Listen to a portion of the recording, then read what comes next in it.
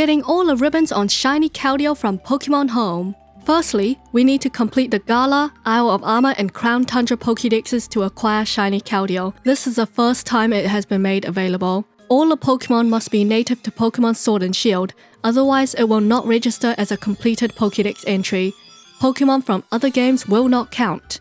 Similar to the other Pokedex Shiny reward distributions, there is no time limit for completing this mission. Once you finish the respective Pokedexes, they will automatically appear as a mystery gift reward on a mobile version of Pokemon Home. Shiny Keldeo from Pokemon Home will come with a special Souvenir Ribbon and a fixed modest nature. The only natures I recognize are modest, adamant, jolly, and timid, so it works for me. Getting these shiny mythicals by completing the home Pokedexes are an accomplishment in itself, but we're going to get all the ribbons that Shiny Keldeo can get. It is a chore to complete the Pokedexes in Pokemon Home.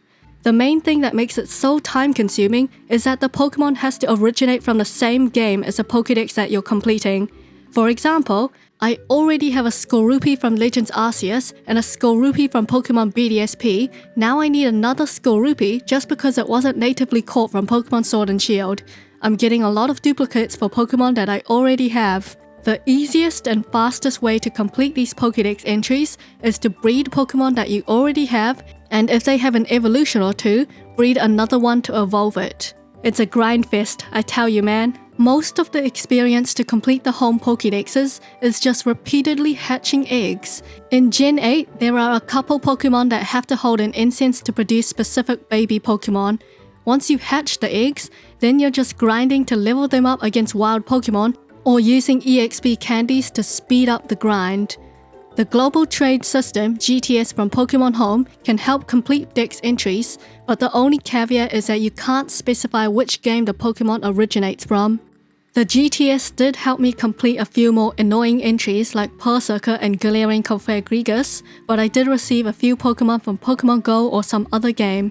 No biggie, just trade again. By far the most annoying for me are the trade evolutions. Some trade evolutions could be caught in the wild in Pokemon Sword and Shield. If you catch or breed a Pokemon in a game, then send it to Legends Arceus, you can bypass a couple of the Pokemon's trade requirement. You just need to have the item for its evolution requirements in Legends Arceus. For instance, if I breed or hatch an Abra in Pokemon Sword and Shield, evolve it to Kadabra, send it to Legends Arceus, then use the linking cord item on it, I can get an Alakazam without trading to somebody else. It will still count as a Pokemon originating from Pokemon Sword and Shield because that was the game it was born in. Just because it traveled to another game doesn't mean its birthplace changed. It's a chore where you methodically breed or catch the Pokemon you don't have and chip away at the Pokedex entries until they're all completed.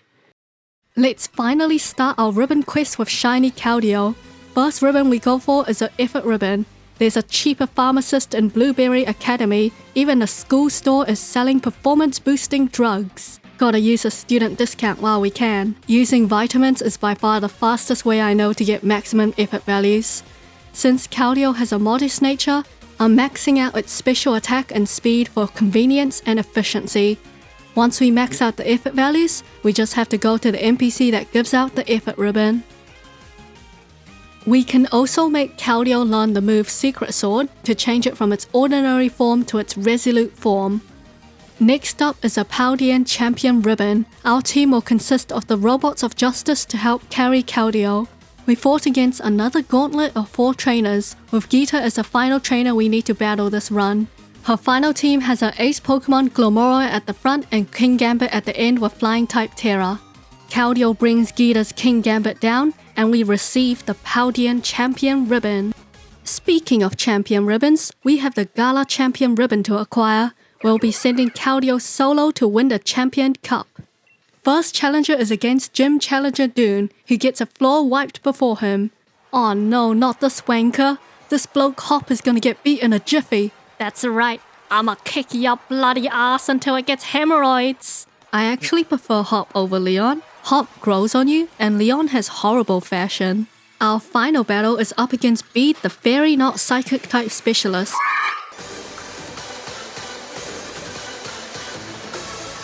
Why did I have the misfortune of being born in the same time period as you?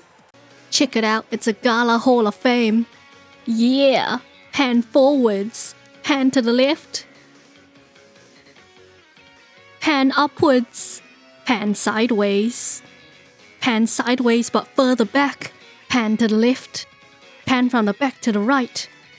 Moving on to the Tower Master Ribbon. Even when you are already at max rank, you have to fight 10 battles to get this ribbon. I find Zacian, Eternatus, and Dracovish to be quite reliable and busted Pokemon to get through all the battles. You still gotta fight 9 underlings before you can battle the Twat Leon. It should be easy enough considering that most of the enemies don't use Dynamax, and you just spam attacking moves to make their HB bar go to 0.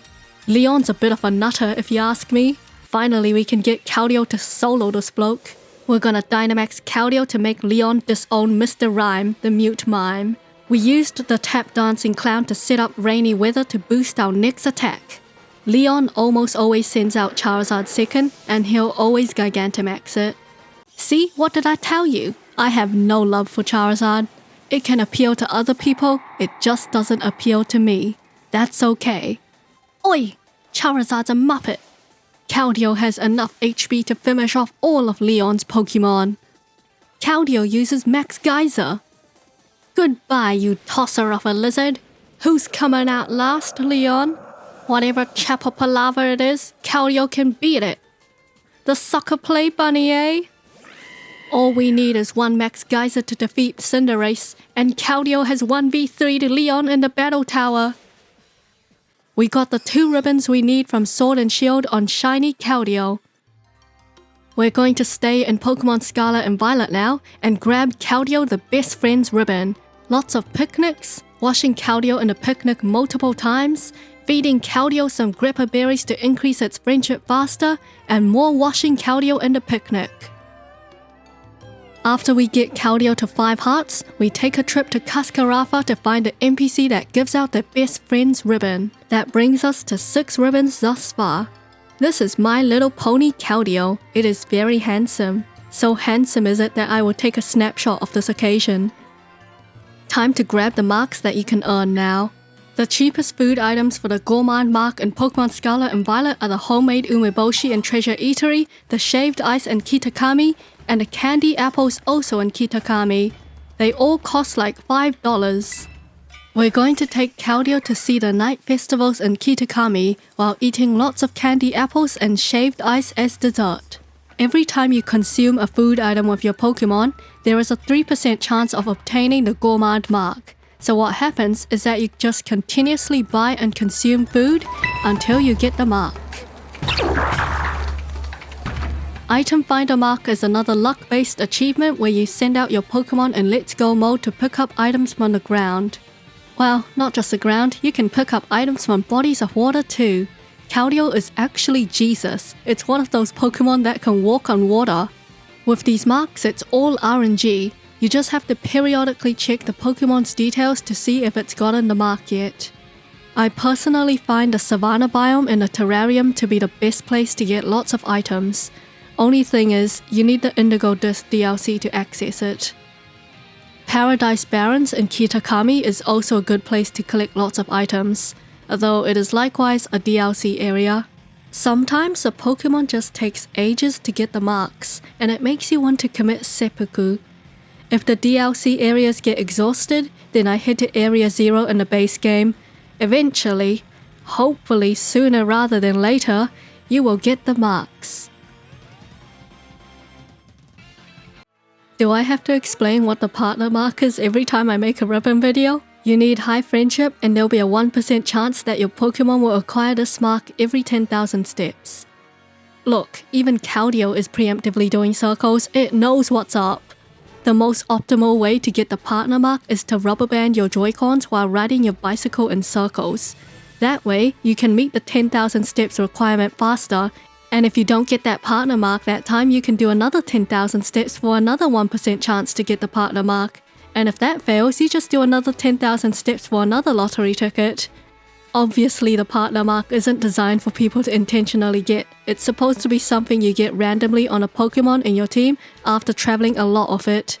All you need to do is AFK, so from a skill perspective, this mark isn't hard. Once you meet the conditions, it's all luck. I would also say it doesn't hurt to check your friendship before you start doing circles. I left my Switch running overnight with the rubber banded Joy-Cons and checked for the mark in the morning. It took approximately 9 hours for Keldeo to obtain the partner mark. And like that, Shiny Keldeo from Pokemon Home is a Ribbon Master. Thank you for watching my journey with Keldeo.